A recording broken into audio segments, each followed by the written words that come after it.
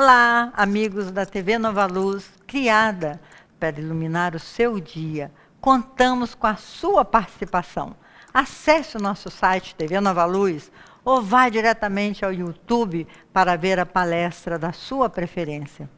Agradecemos muito a participação de todos vocês com as perguntas que são enviadas. Elas são motivadoras e nos ajudam a crescer.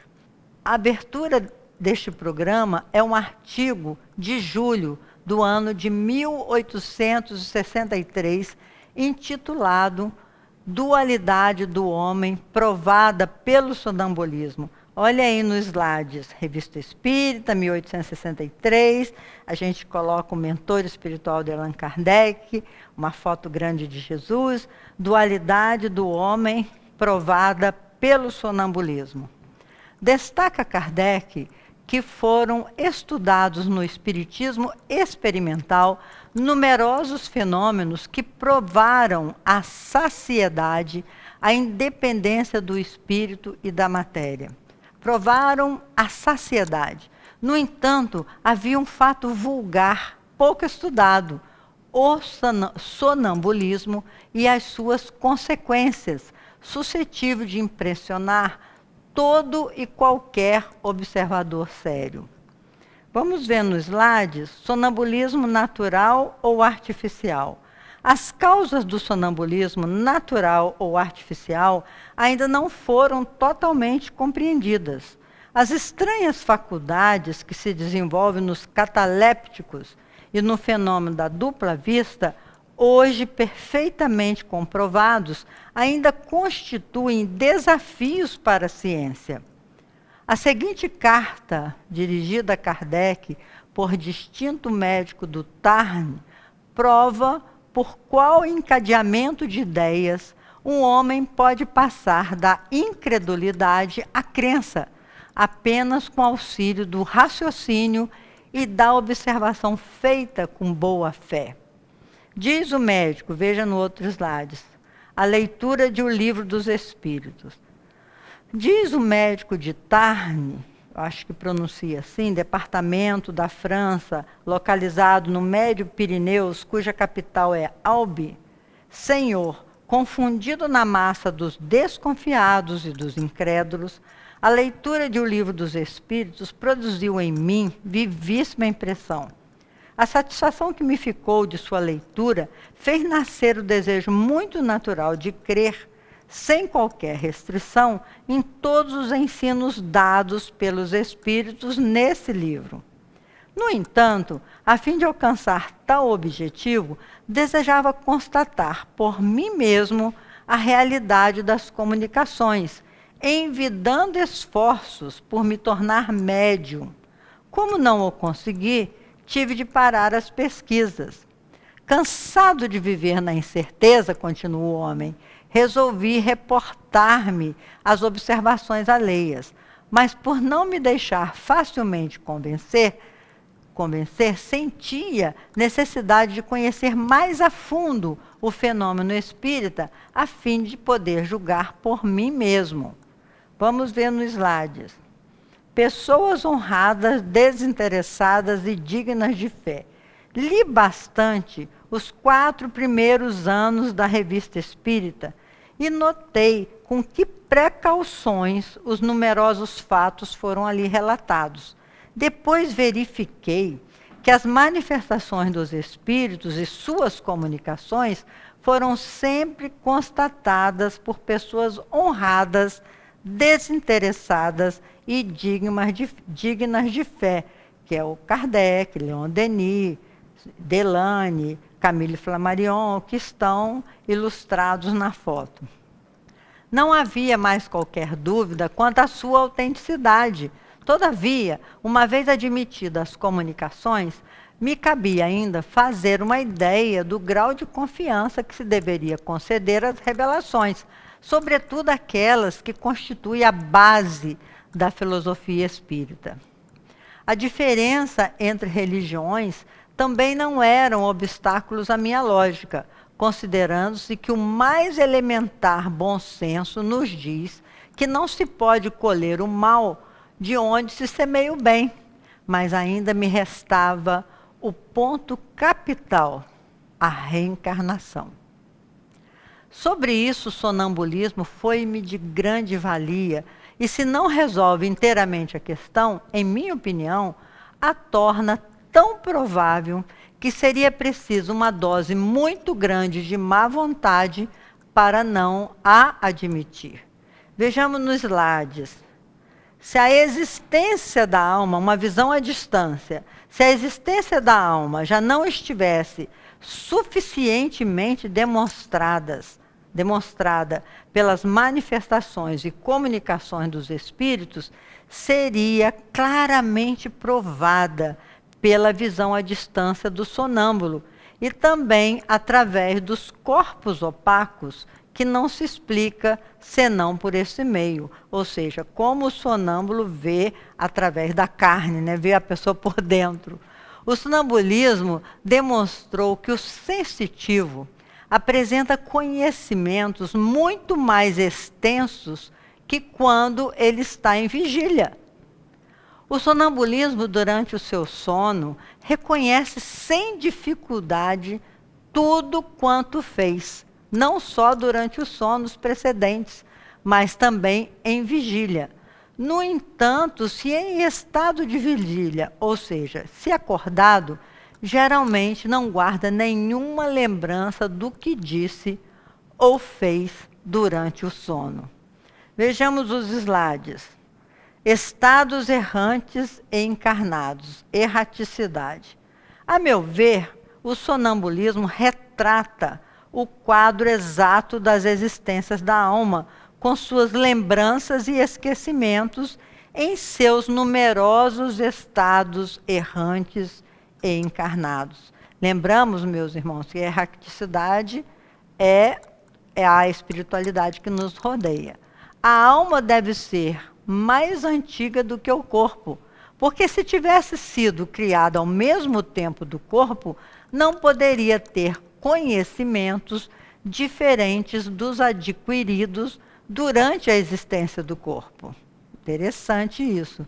Depois de ter constatado tudo isso, não há nenhuma repugnância em lhe conceder outras encarnações, porque se a existência atual não for o começo, nada prova que seja a última. Ao contrário, as múltiplas existências tornam-se naturais e indispensáveis. Embora minha convicção seja de data muito recente, diz o escrevente, ela começou a produzir frutos, e independentemente das felizes modificações que já trouxe à minha maneira de ser, é para mim a fonte de suaves consolações. Vamos ver no slide. Entre os seus mais fervorosos adeptos, Kardec diz, os homens semeiam na terra o que colherão na vida espiritual, os frutos da sua coragem ou da sua fraqueza. Essas mudanças felizes se devem unicamente ao conhecimento de suas obras. Assim, Senhor Allan Kardec, eu rogo que se digne aceitar o eterno reconhecimento daquele que no futuro deseja ser contado no número dos seus mais fervorosos adeptos. A dualidade se manifesta de maneira muito evidente no esquecimento do sonâmbulo ao despertar, como observa o correspondente médico de Tarne. Ora, desde que não foi o seu corpo material visível que mudou de lugar, não pode ser senão o corpo fluídico, invisível e sensível. A visão à distância é, sem deixar dúvida, o fato mais patente da dupla existência corpórea e espiritual. Mas o que se passa com os mais vulgares sonâmbulos é ainda mais extraordinário. Vamos ver nos slides que diz o médico, o despertar. A visão à distância, as impressões sentidas pelo sonâmbulo, conforme o meio que vai visitar, provam que uma parte do seu ser é transportada. Não há ninguém que, tendo observado os efeitos magnéticos, não tenha constatado a instantaneidade de tal esquecimento. Um sonâmbulo fala, sua conversa é perfeitamente encadeada e racional. Despertando-se em seguida, se lhe perguntar o que tinha acabado de dizer, ou lembrar-lhe a palavra começada, responderá que nada disse. Interessante, não? Se o pensamento fosse produto da matéria cerebral, por que tal esquecimento, desde que a matéria está sempre lá e é sempre a mesma? Porque basta um instante para mudar o curso das ideias. Mas o que é ainda mais característico é a recordação perfeita num novo sono, daquilo que foi dito e feito num sono precedente, às vezes com 1 ano de intervalo. Só este fato provaria que ao lado da vida do corpo há a vida da alma e que a alma pode agir e pensar de maneira independente. Vida espiritual. Se o indivíduo, vamos olhar no slide, se o indivíduo pode manifestar tal independência durante a vida do corpo, do qual sofre mais ou menos os entraves, com mais forte razão o poderá quando estiver em sua inteira liberdade. As consequências tiradas desses fenômenos pelos estudos do nosso correspondente para provar a interioridade da alma e a pluralidade das existências são perfeitamente lógicas. Os fenômenos sonambúlicos, como tantos outros, parecem trazidos pela providência para nos pôr na via do mistério do pensamento, conclui Kardec. Vamos ver no slide. Veja os que têm olhos de ver. É verdade que a alma não se mostra à ponta de um escalpelo, nem sob uma lupa, mas como se julga a causa pelos efeitos, os efeitos da alma estão a todo instante sobre os nossos olhos e muitos não querem ver. Os pseudo-sábios, certamente, caminhariam 100 léguas para observar um fenômeno astronômico sem utilidade prática, ao passo que só tem sarcasmos e desdém quando se trata dos fenômenos da alma que estão ao nosso alcance e que interessam a toda a humanidade em seu presente e no seu futuro. Se dificilmente a ciência oficial renuncia a seus preconceitos, seria injusto fazer cair a responsabilidade sobre todos os sábios.